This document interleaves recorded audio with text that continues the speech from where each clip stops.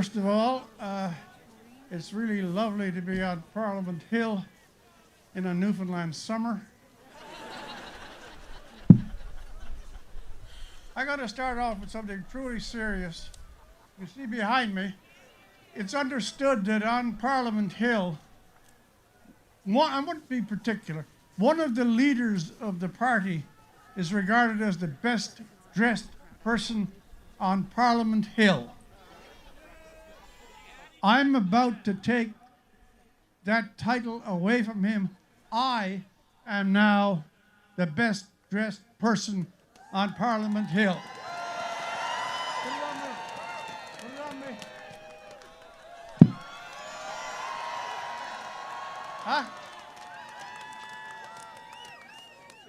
Not only the best dressed, but as thousands of Canadians have said over the years, he is the most unbelievably handsome human being on the face of the earth.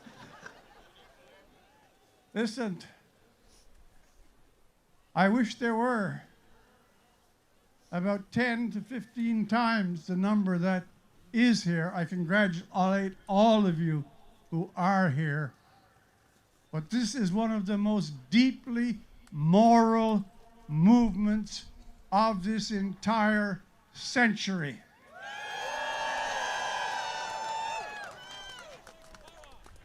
It is. It is an amazing thing. I have been unable, normally it's not a task, I have been unable to find the words to fit the occasion when on November 7th, some extremely brave, almost crusading knights came and hit a music festival. They came with armaments and armor and flying equipment, and they took on 3-year-olds, and they took on 2-year-olds, and they took on 87-year-olds, and they shot people unarmed at a music festival.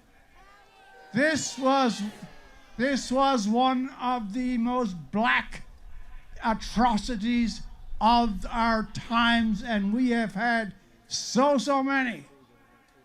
What does it take? What does it take for an adult, a man or a woman with a gun, to look into the eyes of an 8-month-old baby and either shoot it or haul it off to a dark tunnel for 2 months after slaughtering its parents? What is this? This is the horror of the people who hate Jews. Do not wash it. Do not dilute it. Look at it in the face and understand that there are motivations so deep and there are minds so psychotic that they could walk into the very face of innocence, a smiling baby, and do it ill. I'm from a place called Irishtown, Newfoundland, and my last name is Murphy.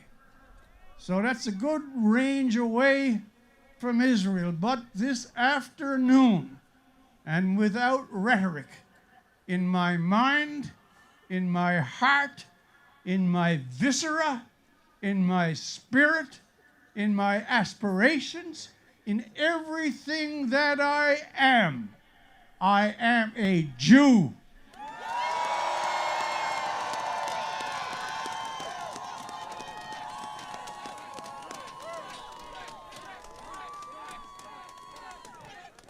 But only if you will have me, because it is not a presumption.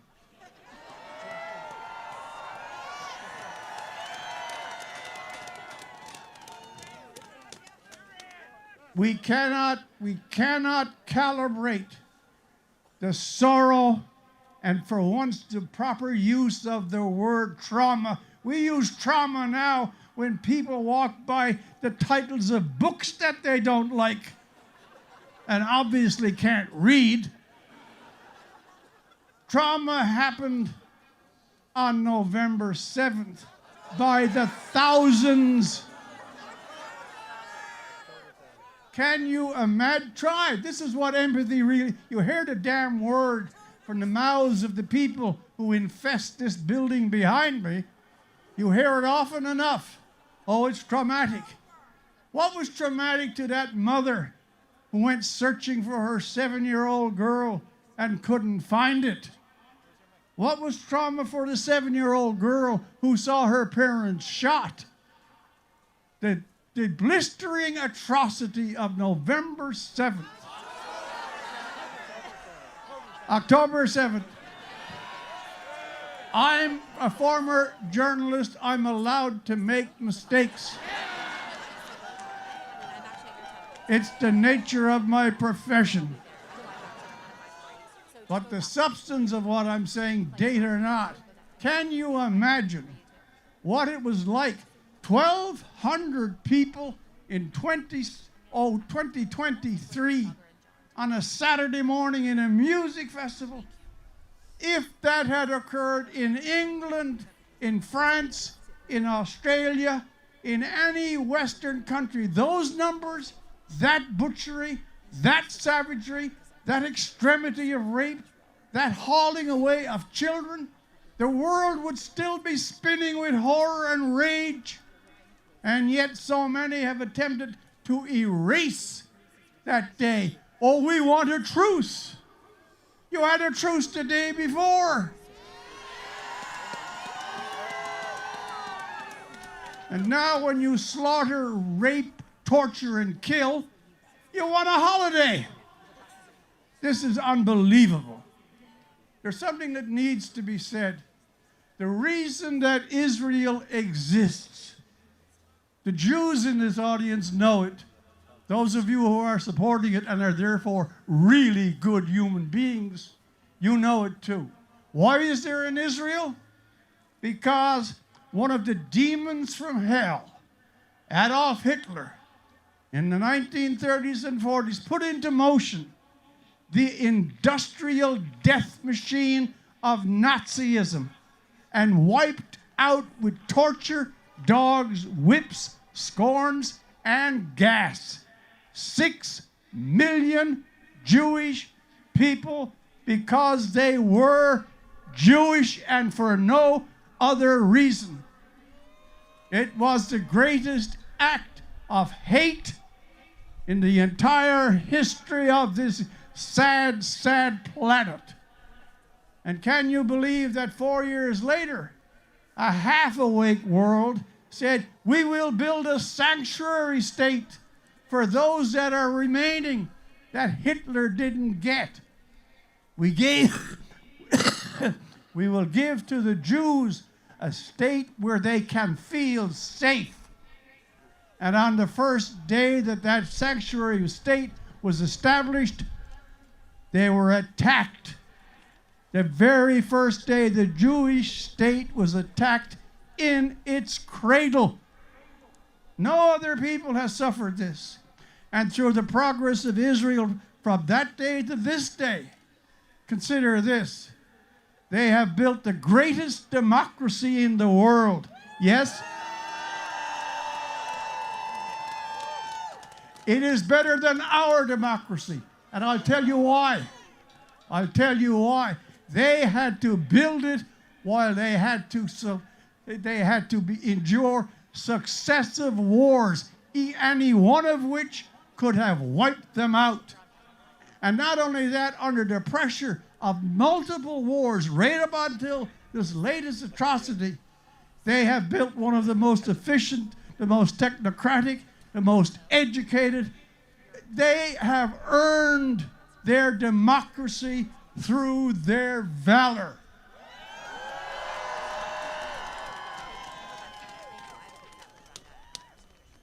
Do you want to know why anti-Semitism is so deep?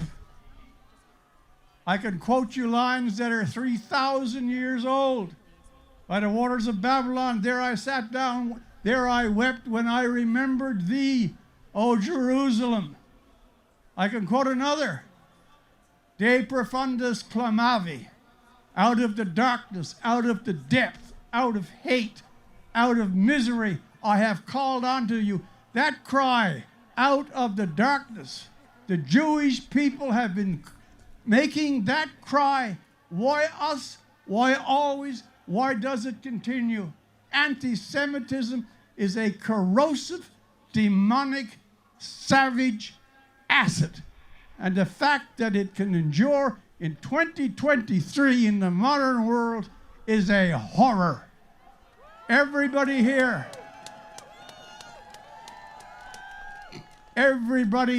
on this hill, my very last word, and that's the greatest thing I can give you. My very last word is very simple. If there are people who intimidate you when you think to speak good words of Israel, you spit back at them. If you see people harassing bookstore owners because they sell books and happen to be Jewish, you despise them. The good in this world is secured. Israel is not a canary in a mine. It's an eagle flying on the most tumultuous winds. Israel is the one guarantor of a genuine democracy. It knows the cost of that democracy. Listen, you've come from afar, you are cheated by buses. The people who should support you are not here. The leaders of the parties should be here at this particular thing. And it is my greatest pleasure to say this. Shimon Fogel said, we need to have a little bit of day class in this rally, so we're going to find the worst Newfoundlander we have, and we're going to let him have the microphone. Stand firm for Israel always.